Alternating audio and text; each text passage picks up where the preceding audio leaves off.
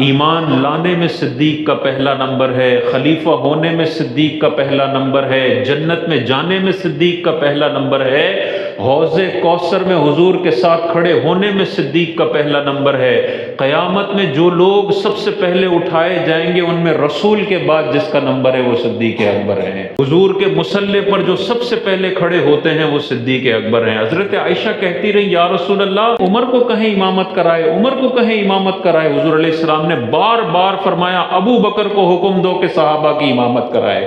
اور ایک اور حدیث پاک میں ارشاد فرمایا جس قوم کے اندر ابو بکر ہو وہ قوم کسی دوسرے کو امام بنا لے یہ ان کے لیے جائز نہیں ہے۔ تاجدار کائنات نے ارشاد فرمایا مجھ پر جس نے جو احسان کیا تھا میں نے اس کا بدلہ دنیا میں دے دیا، صدیق کے اتنے احسانات ہیں اس کا بدلہ کل بروز قیامت اللہ تبارک و تعالی خود دے گا۔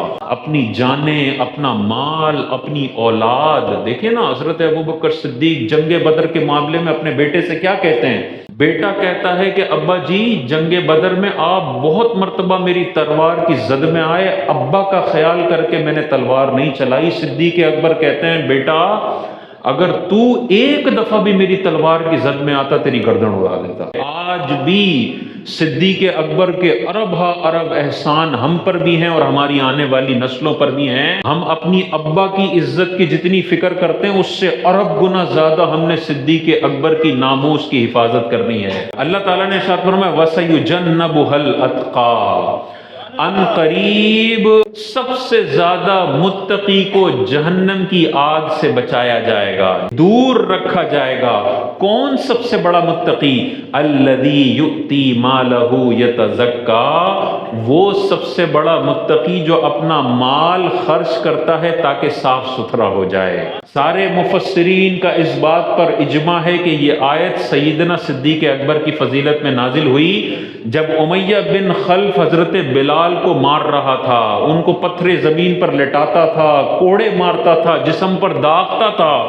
حضرت ابوبکر صدیق نے اسے کہا کہ بلال کو مجھے بیچ دو۔ جو پہلا ریٹ امیہ بن خلف نے بولا فوراً سودا ڈن کیا، اسی وقت وہ پیسے ادا کیے، اور ادا کرنے کے بعد یہ نہیں کہ اب بلال میرا غلام ہے اور میری خدمت کرے گا، اسی وقت اعلان کیا کہ لوگوں گواہ ہو جاؤ میں نے بلال کو آزاد کر دیا۔ کافر حیران ہوئے کہ ابو بکر صدیق نے اتنے پیسے دے کے آزاد کر دیا، یقیناً بلال کا ابو بکر پر کچھ احسان ہوگا، اس احسان کے بدلے میں حضرت بلال نے اتنا پیسہ خرچہ کیا، ورنہ کون کرتا ہے؟ اللہ تعالیٰ نے ان کافروں کے اعتراض کے جواب میں آیت نازل فرمائی وَمَا لِأَحَدٍ عِنْدَهُ مِن نِعْمَةٍ تُجْزَى، اور کسی کا اس ابو بکر پر کوئی احسان نہیں ہے جس کا اس نے بدلہ چکانا ہو، إِلَّا ابْتِغَاءَ وَجْهِ رَبِّهِ الْأَعْلَى، مگر وہ تو اپنی رضا، اپنے رب کی رضا چاہنے کے لیے اللہ کی راہ میں مال خرچ کرتا ہے۔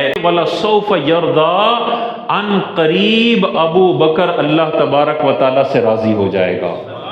اندازہ کریں ہم سب کو تمنا ہوتی ہے اللہ مجھ سے راضی ہو جائے، اللہ قرآن میں فرما رہا ہے وَلَسَوْفَ يَرْضَى، ان قریب وہ یعنی ابو بکر اللہ سے راضی ہو جائے گا۔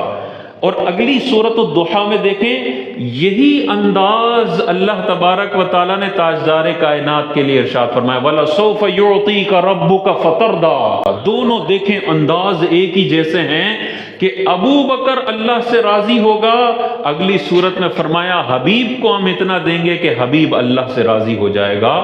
یہ پروٹوکول ہے، یہ خطابات ہیں، یہ شانیں ہیں سیدنا صدیق اکبر رضی اللہ تعالیٰ عنہ کی۔